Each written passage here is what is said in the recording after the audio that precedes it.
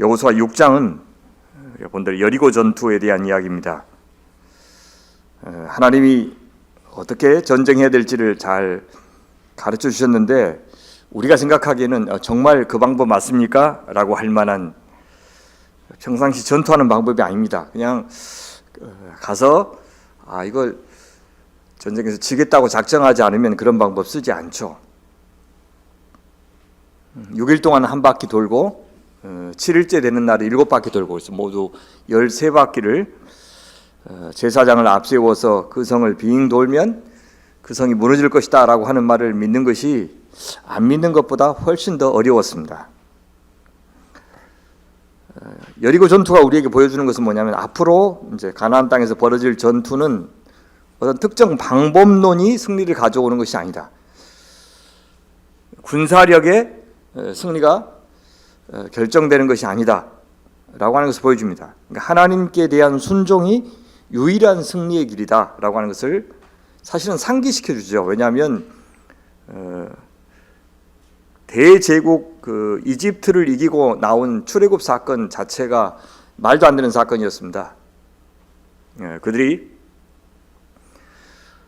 홍해를 건넌 사건도 그렇고 40년 동안 광야를 지나는 사건도 인간의 상식으로는 도저히 있을 수 없는 일입니다. 그 광야에서 40년 동안 그 죽음의 땅에서 주께서 그 많은 사람들에게 물을 내시고 그 다음에 양식을 공급하시는 그 기적 같은 그 사건이 일어나리라고는 꿈도 못 꾸죠. 그러나 이제 1세대 그것을 더 많이 기억하고 있는 1세대 선배들은 다 죽었기 때문에 2세대는 약간 그것을 기억하고 있을 겁니다. 그래서 2세대는 들었던 말들로 하나님을 알고 있는데 이런 여리고성 같은 약간 극단적인 방법을 통해서 하나님을 경험하게 하신 겁니다. 그래서 앞에 요단강을 건너는 사건도 홍해를 건너는 사건의 재현이었죠. 홍해를 안 건너봤으니까 대부분의 사람들은. 그래서 홍해 건너는 그 사건이 어떠했다는 것을 선배들한테 계속해서 부모님들한테 듣기는 했어도 자기가 경험 안 했기 때문에 실감나게 믿기는 아마 어려웠을 겁니다. 그래서 사실 모세도 죽인 겁니다. 저 모세가 있으니까 했구나라고 하는 말이 안 나오도록 모세의 종, 모세의 시종 여호수아를 통해서 그 일을 하게 함으로써 사람에게 달린 것이 아니라 전적으로 하나님께 달렸고 그분에 대한 믿음에 달려있다, 순종에 달려있다는 것을 보여줍니다. 그래서 그 믿음과 순종의 다른 표현으로 2세대에게 특히 많이 나타나는 단어가 뭐냐면 기억이라는 단어입니다. 기억. 그래서 기억에서 순종이 나오는 거죠. 그래서 우리가 날마다 지금 이렇게 추운 겨울에 나와서 아침부터 말씀을 듣는 이유는 물론 간절하게 하나님 앞에 기도하기 위해서지만 기억하기 위해서입니다. 금방 잊어버립니다. 눈앞에 있는 사건이 가장 커 보이고 눈앞에 있는 대책이 가장 현실적으로 보이고 변함없이 우리의 삶을 이끌어 주신 그 하나님, 사실 은혜로 살아왔던 그 시간들을 금방 잊어버리고 눈앞에 있는 일들은 또 새로운 일로 도저히 내 힘으로는 감당할 수 없는 그런 현실만 보이는 것이 이제 우리의 삶이기 때문에 그렇습니다. 승리의 관건은 그래서 기억과 순종입니다. 앞으로 펼쳐질 이스라엘 모든 가나안 정복 전쟁의 모델이 될 그 전쟁이 바로 여리고 전투입니다. 그래서 군사적인 전략이 아니라 신앙. 그래서 바깥의 전력을 잘 파악하는 일보다 훨씬 더 중요한 것은 하나님과 나 사이의 관계, 내부의 신앙의 파악이 우선이다 라고 하는 것을 보여주었습니다. 이방 사람들이라도 그 하나님을 인정하면 이제 하나님께서 자기 백성으로 부르셨죠. 7장과 8장에 나오는 이 아이성 전투는 사실 여리고보다 훨씬 성읍의 규모도 작고 중요성도 덜합니다. 이 여리고라고 하는 것은 요단강을 건너왔을 때 반드시 만나야 되는 교통의 요지예요. 그래서 예수님이 그 여리고의 세리장, 여리고의 소경 고친 그 사건, 특히 여리고 사건을 굉장히 부각시키죠. 여리고의 세리장 삭개오는 대단히 그러니까 영향력 있는 사람이었죠. 교통의 요지, 남북, 동서 반드시 이 여리고를 거쳐야 갈 정도로 교통의 요지였습니다. 자, 여리고보다 훨씬 덜 중요한 성읍이라서 정탐을 해봤을 때 한 2, 3천 명만 올라가면 우리가 능히 이길 수 있을 것 같습니다. 모든 사람들이 다 올라가는 그런 수고하지 맙시다. 그렇게 요구할 정도입니다. 그래서 수고롭게 하지 마소서 그렇게 이야기해요. 그래서 전쟁하는 일을 수고로운 일 정도로 그렇게 여기고 있는 이 7장의 인식을 볼 수가 있죠. 근데 패배했어요. 왜 패배했는지를 이미 저자는 1절에서 아간의 범죄 사건을 언급함으로써 이야기해요. 그래서 외적인 규모는 훨씬 작은 성인데도 진 이유가 뭐냐? 그 내부의 문제 때문이다. 이것은 단순히 연대 책임의 문제만이 아닙니다. 그러니까 아간이 범죄하면 이스라엘 전체가 연대 책임을 진다, 이제 그런 차원의 문제가 아니고, 이것은 아간이 범죄를 감히 할 수 있을 정도의 영적인 분위기가 문제인 거예요. 어떻게 하나님이 살아계시는 것을 뻔히 알면서도 저 얼마 안 되는 저것 가지고 하나님을 속일 수 있다고 생각하지? 도대체 이 전체 영적인 분위기가 어떠하길래 도대체 그런 생각을 다 하지? 싶을 만큼의 그 상황, 영적인 분위기가 문제였던 겁니다. 그들이 정탐한 결과를 가지고 보고하는 것을 보면 그들의 오만함이 철저하게 묻어 있습니다. 아니, 여리고성 싸움이 끝난 지가 지금 얼마나 되었다고? 그들은 소수인이 모든 백성을 그리로 보내어 수고롭게 하지 마옵소서. 우리들의 전략만으로, 우리의 전력만으로 얼마든지 이길 수 있습니다. 이제 그런 의미입니다. 여기 안에 여호와에 대한 언급은 하나도 없어요. 하나님께서 우리를 도와주시니 우리는 할 수 있습니다. 이제 그런 말도 없습니다. 지금은 하나님 좀 쉬셔도 되겠습니다. 우리가 갖고 있는 실력만으로 능히 우리가 이 문제 해결할 수 있습니다. 근데 사실은요, 신앙에 있어서 가장 큰 착각은 그것인 것 같아요. 우리 인생에서 이거는 하나님의 도움이 좀 많이 필요하고, 이거는 좀 적게 필요하고, 이거는 우리끼리만 좀 힘 합쳐서 마음 합치면 얼마든지 해결할 수 있고 라고 이렇게 나누는 습관이 신앙에 있어서 큰 유혹인 것 같아요. 만약 그게 가능했다면 쉬지 말고 기도하라는 말씀은 안 하셨겠죠. 그렇죠? 쉬지 말고 기도하라고 하는 말은 우리가 살아 숨쉬는 모든 순간마다 사실 하나님의 은혜 아니면 살 수 없다, 그런 말인 것 같아요. 그래야 항상 기뻐할 수도 있고 늘 감사할 수도 있고 그런 것 같습니다. 자, 여호와에 대한 언급이 없으니 여기에서는 하나님께서 내가 승리를 주신다라는 언급도 없고 이렇게 저렇게 전투해라라고 하는 언급도 안 나옵니다. 우리가 하나님을 의지하지 않자 하나님도 침묵하기로 결정하십니다. 이런 분위기에서 아간이 범죄했던 겁니다. 그래서 저는요, 목회하면서 지금 우리 장로님들하고도 늘 같이 이렇게 공유하고 있는 제 목회 철학이 뭐냐면, 저는 한 사람 한 사람 신앙을 살피는 것도 굉장히 중요한데, 좋은 공동체의 분위기, 늘 하나님 두려워하고 우리 하나님께 순종해야지, 어떻게 하면 하나님이 좋아하시지라고 하는 것을 누구도 의심하지 않을 만한 분위기를 만드는 것이 훨씬 중요합니다. 그렇게 이야기해요. 그러면 내가 미처 이렇게 손이 안 가고 미처 못 보던 분들도 그런 전체 분위기에 사실 묻어서 위기를 극복하기도 하고 다시 기도하기도 하고 이제 그러는 겁니다. 근데 목회자부터 하나님을 무시하고 기도하지 않고 말씀 허술히 준비하고 또 내 목회 어떤 야망을 가지고 목회하다 보면 어떻게 그게 안 들킵니다. 우리는 다, 특히 하나님 사랑하는 사람들한테는 다 들켜서 아이고 목회자부터 저러는데 우리가 뭐 열심히 해 라고 하면서 분위기가 이완되었을 때 서로 싸우기도 하고 막 그러는 겁니다.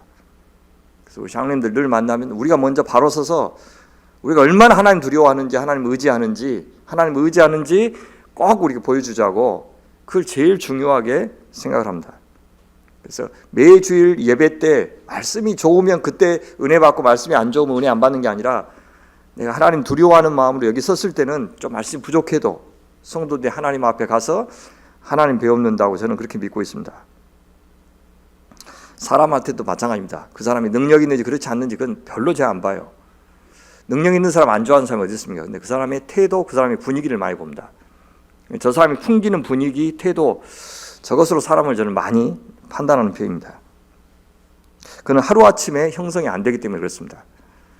그래서 성도들 이제 뵈면 이렇게 설교하면서 그냥 이렇게 쑥 그냥 보는 게 아니고, 저분이 지금 영적인 상태가 어떤가, 요즘 분위기가 어떤가, 표정 보면 이렇게 관상 보는 능력이 생겨가지고, 저분이 기도가 필요한 모양이다. 뭔 사정인지 모르겠지만, 혹시 기도가 필요한 모양이구나 하고 나갈 때 손을 좀 세게 잡아줍니다. 그래서 오늘 내가 손을 좀 세게 잡혔다 이렇게 하신 분들은 아 이거 들켰구나 이렇게 생각하시면 되겠습니다. 그래서 그 분위기를 굉장히 중요하게 생각해요. 그 태도 분위기.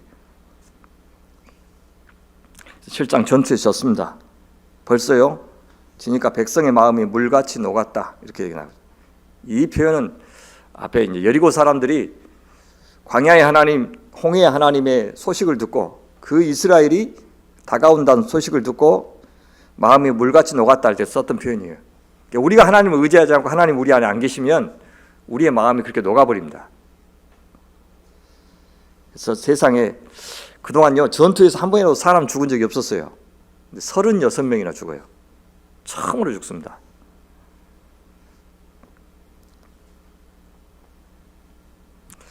그리고 스바림이라고 하는 그 지명까지 쫓겨나는 스바림이 중요합니다. 그래서 7장에 보면 내부의 죄악을 해결하죠.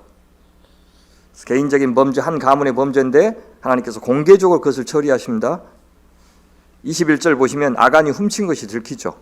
내가 노력한 물건 중에 시날산의 아름다운 외투 한 벌, 옷 한 벌이요.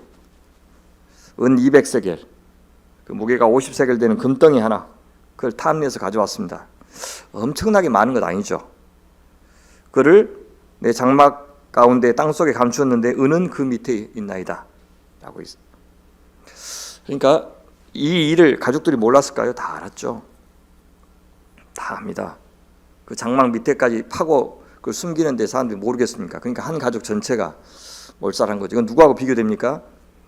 라합의 말을 듣고 그대로 따랐던 라합의 가족들과 비교되죠. 그러니까 라합 한 사람이 믿음을 가진 것은 이해가 돼요. 그렇죠. 근데 라합이 전달해 준 그 이스라엘에 대한 소식, 이스라엘의 하나님에 대한 소식을 듣고 가족들이 영향을 받았다는 것은 라합이 평상시에 어떻게 살았는지 보여주죠. 그의 직업이 창기, 요즘 같은 창기인 창녀하고 좀 다르고요. 주모 정도 생각하면 되겠습니다.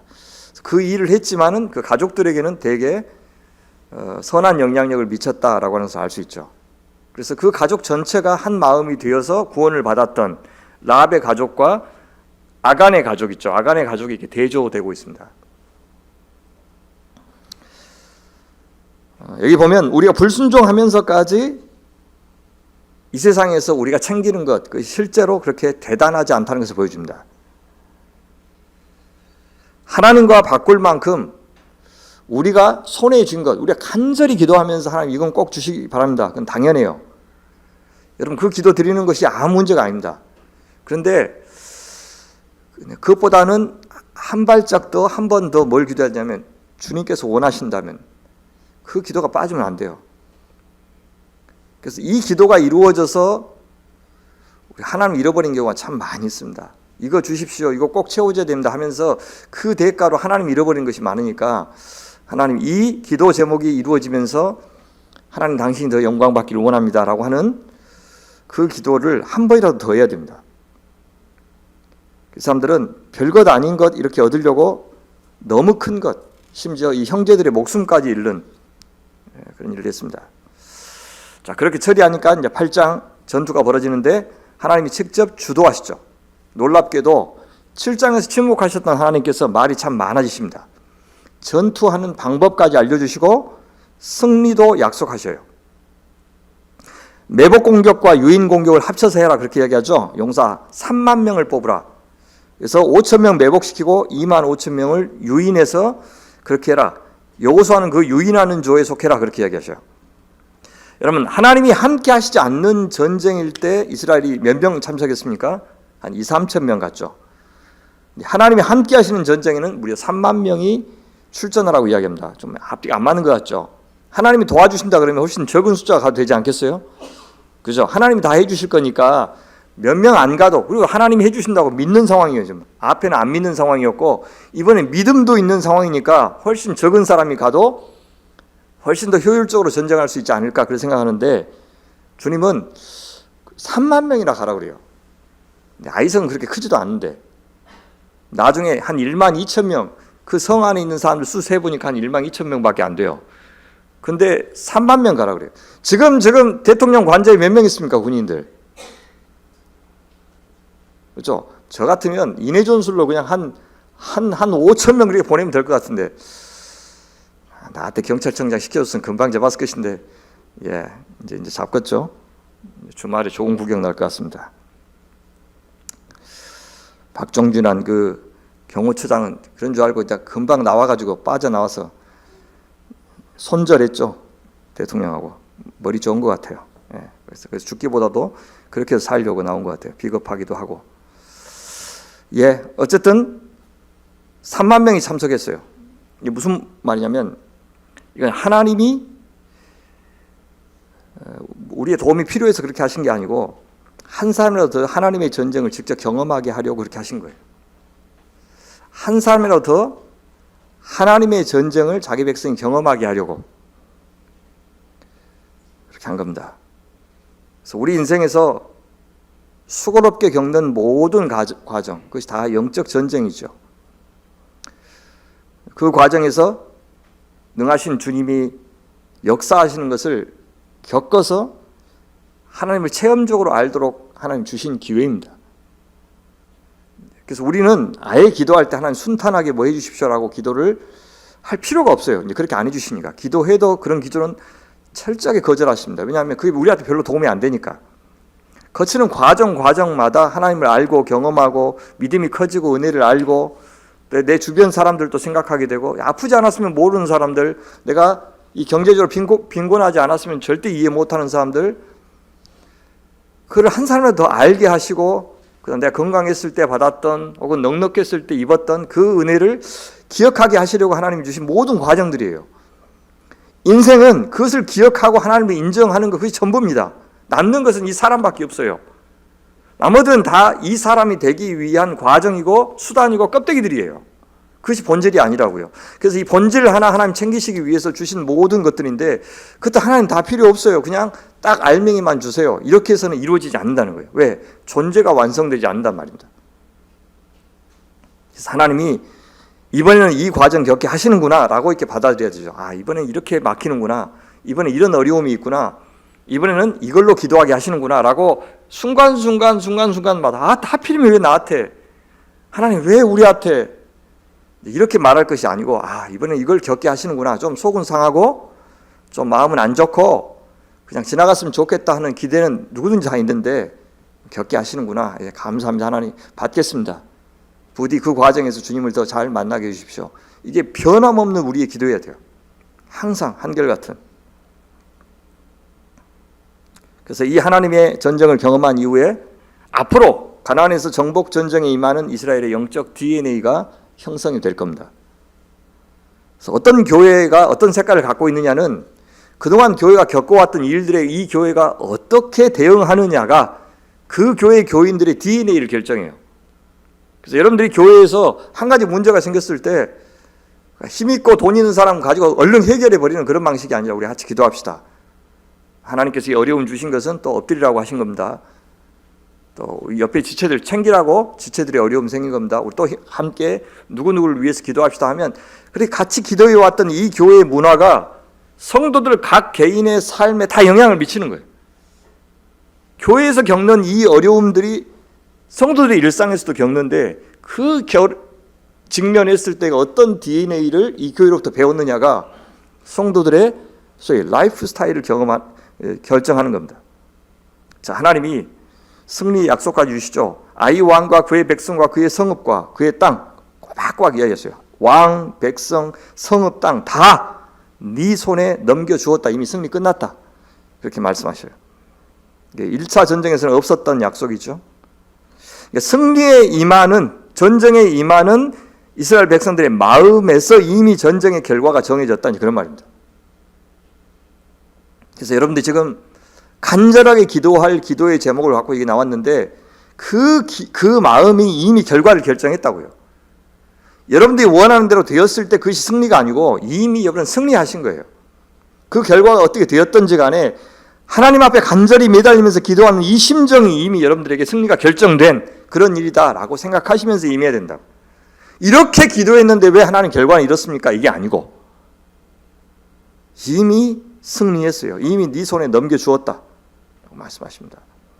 근데 이번에는요, 여리고성 전투하고도 다른 전쟁 후에 어떻게 이 전리품을 처리할 것인가의 문제를 말씀하시는데, 백성과 왕을 처분하는 것은 여리고와 같이 그냥 진멸하면 돼요. 근데 탈취한 물건과 가축은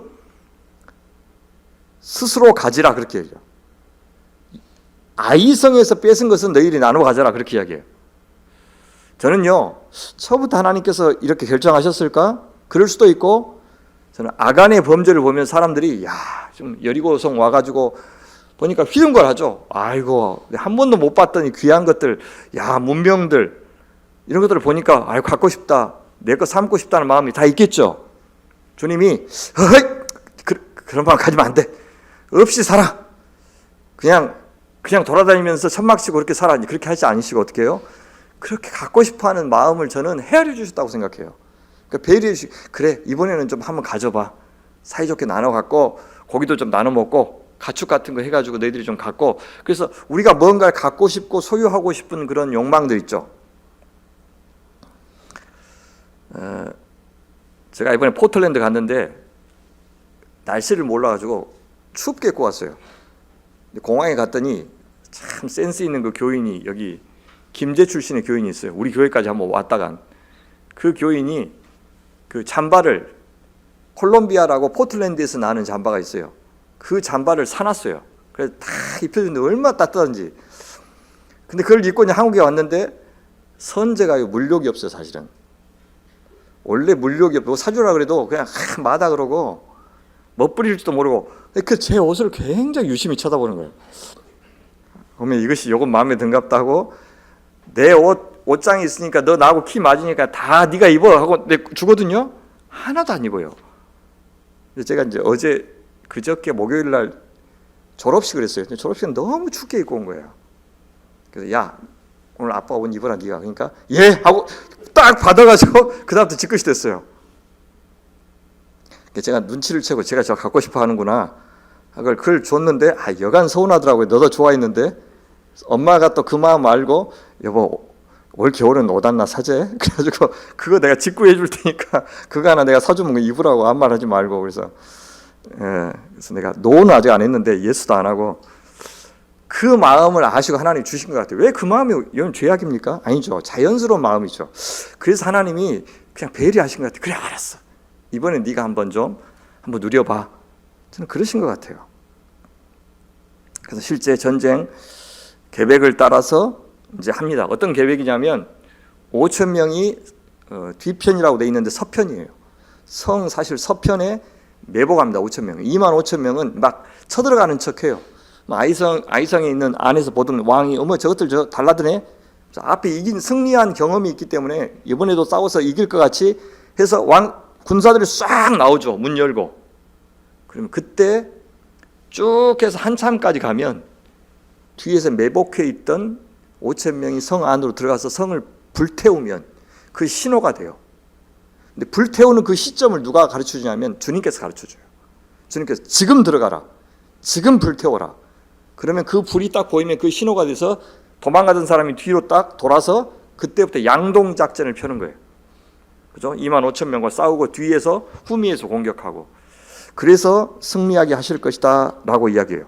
18절에 그게 나오죠. 여호와께서 여호수아에게 이르시되 내 손에 잡은 단창을 들어 아이를 가리키라 하면은 이제 뒤로 돌아서 공격하라 그 말이에요.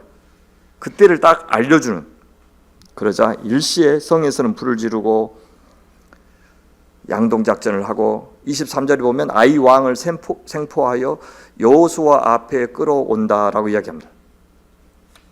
그리고는 아까 주님께서 명령하신 대로 그대로 처리합니다. 12,000명의 아이 사람들, 그 사람들을 진멸하고 노력한 것을 탈취하고 아이성을 영원한 무더기가 되게 하고 아이 왕도 나무에 달아서 처리한 다음에 돌무더기로 무덤을 만들어주고 그렇게 처리하고 있습니다. 그리고는 이제 앞에 여리고성에서는 없었던 하나의 의식을 치르는데 그것이 뭐냐면 에발산에 제단을 쌓고 거기서 율법을 낭독해요. 엄청난 실패를 했기 때문에 다시는 저희가 주님의 말씀을 어기는 일을 없게 하겠습니다라고 하는 맹세를 한번 해요.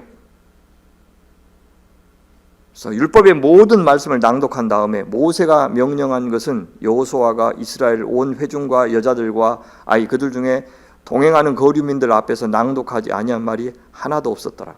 그리심산과 에발산에서 축복과 저주를 이렇게 선언하면서 내가 순종하면 복을 받고 불순종하면 저주를 받는다고 하는 그 하나님의 언약을 내가 그대로 믿겠습니다 라고 다짐을 하면서 전쟁을 마치고 있습니다. 본문이 주는 교훈은 무엇입니까? 영적 전쟁에서 유일한 승리의 방법은 믿음의 순종이다 라고 하는 거 보여주십니다. 근데 어떻게 전쟁할지는 그 시대에 따라, 상황에 따라, 사람에 따라서 달라집니다. 그때그때 주님께서 상세히 가르치시고 또 인도하실 수 있습니다. 많은 경우는 우리한테 맡기시죠. 그러나 저는 중요한 일을 할 때마다 그때는 제 판단을 좀 의지하지 않고요, 아주 중요하다고 여길 때는 하나님이 직접 좀 말씀해 주시고 상황이라든지 타이밍이라든지 사람을 통해서 저에게 컨펌을 해 주시기를 기다려요. 그래서 몇 단계 컨펌을 받고 이렇게 진행을 합니다. 이제 그렇게 인도받았던 삶의 간증들이 많이 있기 때문에 저는 그 방법을 신뢰합니다. 가장 많이 사용했던 방법 가운데 하나가 마침 그날 매일 성경 본문이 그날 일어나는 경우들이 꽤 많았어요. 제가 40년 가까이 이 매일 성경을 사용했기 때문에 그런 일들이 많았고, 그런 일들은요, 가다가 라디오를 듣는데 라디오에서 똑같은 이야기를 듣고, 누구한테 전화를 받는데 전화를 받고, 책을 우연히 폈는데 우연히 책 속에서 그런 내용이 나오고, 하루 동안 한 4번 정도 연속해서 같은 내용이 컨펌 받는 경우도 있었어요. 무섭죠. 사실 소름 끼치죠. 이건 하나님이 분명히 원하시는구나 라고 하는 것을 빼도 박도 못하게 그렇게 말씀해 주시는 경우가 있었어요, 저는. 그리고 어떤 경우는 기도를 통해서 이렇게 예지력이 있는 분들 있죠. 그분들을 통해서 목사님 혹시 이런 일 없으세요? 라고 해가지고 전화가 온다든지 그런 걸 통해서, 혹은 또 꿈을 통해서 하나님이 말씀해 주시는 경우도 있고, 그러니까 저는 굉장히 다양한 방법을 통해서 직접 하나님 원하시는 것을 우리에게 말씀하실 수 있는 그런 여지를 우리 삶 속에서 열어놔야지 모든 것을 내 판단에만 맡기고 이제 그렇게 할 수는 이제 없다는 겁니다. 그러나 동시에 한 번 통했던 방법이 계속해서 통하리라고 생각해서는 안 되죠. 그러니까 여리고성의 방법과 아이성의 방법은 분명히 달랐죠. 그래서 땅 밟기 같은 것이 그거예요. 여리고성에서 통했던, 그때 그 시대에 통했던 방법이 지금도 그 방법대로 하면 통할 것이라고 하는 것은 굉장히 나이브한 생각이에요. 땅 밟기는 그때 그 순간에 하나님께서 말도 안 되는 요구를 하셨던 거예요. 근데 지금도 절 빙빙 돌고 무슨 사원 빙빙 돌고, 그 다음에 우리가 이사 갈 곳, 교회 이사 갈 곳 가서 막 땅 밟고 거기서 막 그렇게 하고, 이렇게 하는 것은 여리고성 같이 점령한다는 그런 의미가 있는데, 그 믿음은 좋아도 그 방법으로 해야 통한다고 하는 것은 사실 하나님의 주권보다도 그 방법을 더 의지할 수 있기 때문에, 그러니까 언약의 하나님보다도 언약궤를 의지했던 그런 태도를 우리가 본받을 수 있기 때문에 굉장히 조심해야 된다 말씀드립니다. 두 번째, 아까 이야기했듯이 가장 중요한 것은 하나님을 경외하는 공동체 전체의 분위기. 감히 이 교회는 하나님 싫어하는 것을 엄두도 못 내는, 생각도 못하는 그런 분위기를 다 만들어야 돼요. 그래서 어떻게 네가 그런 말을 하냐? 아이고 우리 교회에서 어떻게 그런 말을 해? 아우 생각도 말을 하고, 우리 교회에서는 절대 그러면 안 된다고 이럴 정도로, 적어도 우리가 설교 때 했던 말들은 우리의 실제 교회가 운영되는 방식에서 그대로 통하도록 서로 긴장하면서 혹시 이게 더 낫지 않을까요? 이렇게 하는 것이 하나님을 하나님 되게 하지 않을까요? 이 방법이 더. 그래서 저는 장로님들하고 이야기하고 실행위원들하고 이야기하고 할 때 그때 참 좋아요. 아, 이게 더 내가 생각했던 것보다 더 하나님을 하나님 되게 하는구나. 이게 더 주님을 경외하고 다 끝났을 때 하나님이 영광 받으시는 방법이구나. 저는 이게 더 효율적이냐 그렇지 않냐 그 방법이 중요한 게 아니에요. 뭐가 하나님을 하나님 되게 하느냐, 이것이 교회에서 가장 중요한 의사결정 방식이에요. 그런 것이 상식이 되는 그런 교회면 전 좋겠다는 생각이 듭니다. 그래서 하나님이 아간과 그 집안을 엄격하게 다루신 것, 이것은 가나안 땅에서 벌어진 첫 번째 범죄이기 때문입니다. 그것은 사도행전 5장에서 아나니아와 삽비라, 그 사건은 이 하나님의 것을 취했다라고 하는 이 여호수아 7장에만 나오는 단어가 유일하게 신약에서 거기만 나와요. 그러니까 아나니아와 삽비라 사건을 쓸 때 누가복음 저자의 마음속에는 바로 이 아간 사건이 있었다는 것을 보여주는 거예요.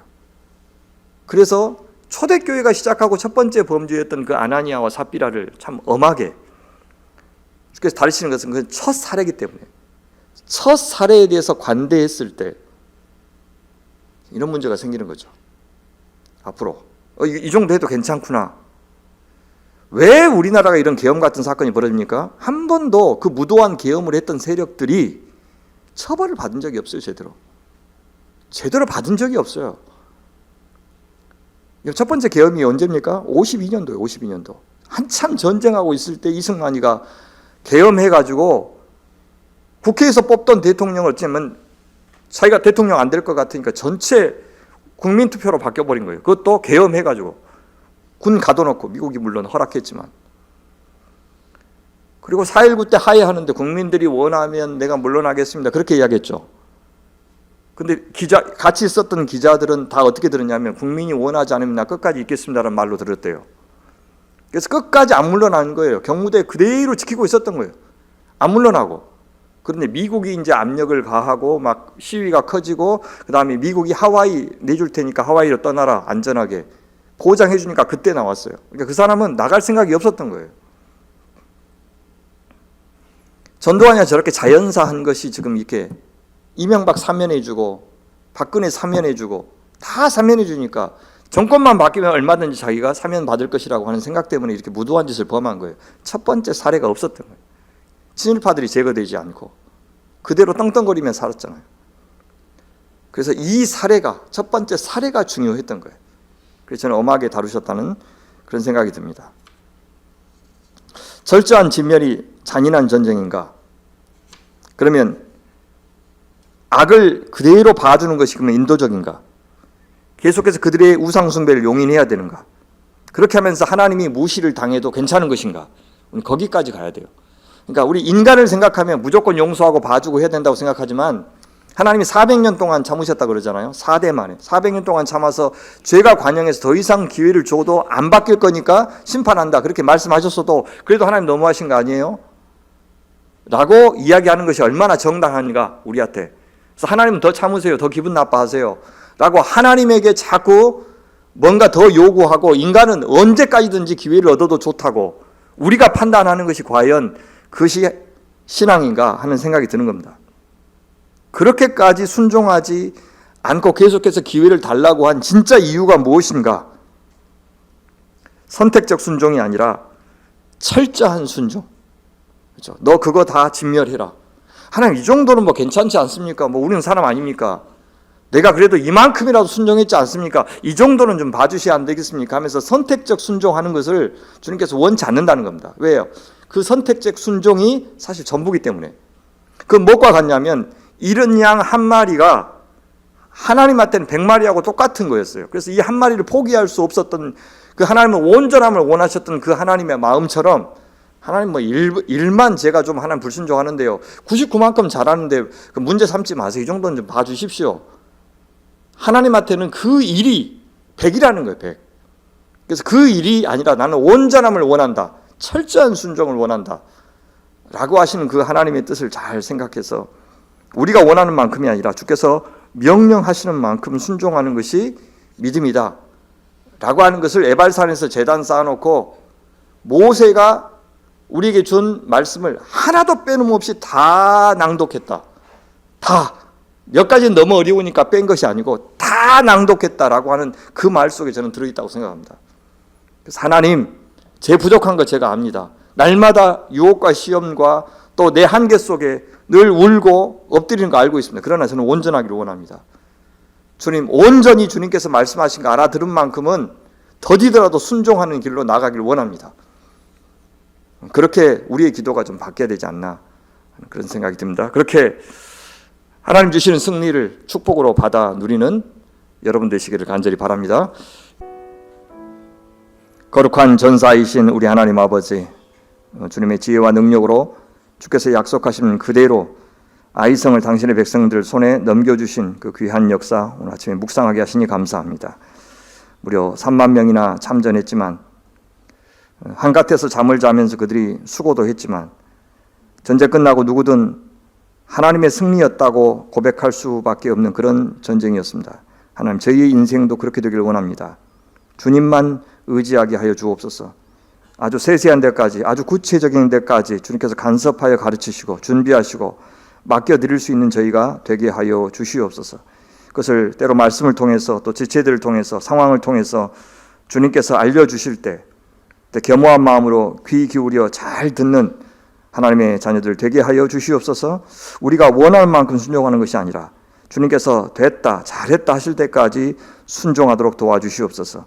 주님 혼자 다 하실 수 있는데도 저희를 그 영광스러운 승리에 참여하게 하시는데 그것을 수고롭고 번잡한 일 정도로 여기지 않고 감사함으로 잘 받을 수 있도록 도와주시옵소서. 승리라고 하는 결과에만 너무 이렇게 몰두하지 않고 그 과정에서 저희가 믿음의 사람, 사랑의 사람, 또 자비의 사람이 그렇게 되는 그렇게 만드시는 주님의 손길을 잘 받아들일 수 있도록 도와주시옵소서. 하나님 아버지, 올 한 해 저희 한 사람 한 사람에게 또 저희 소명 공동체에게 또 저희 나라에게 갖가지 상황을 허락하시는데 그 속에서 하나님 그것이 영적 전쟁인 것을 잘 생각하면서 그때마다 한층 더 하나님 의지하고 또 그래서 믿음이 자라고 주님을 경험하고 그래서 우리의 찬양과 우리의 고백이 달라지는 그런 복된 은혜 되게 하여 주시옵소서.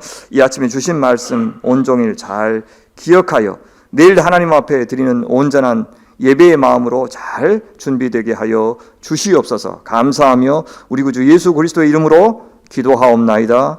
아멘.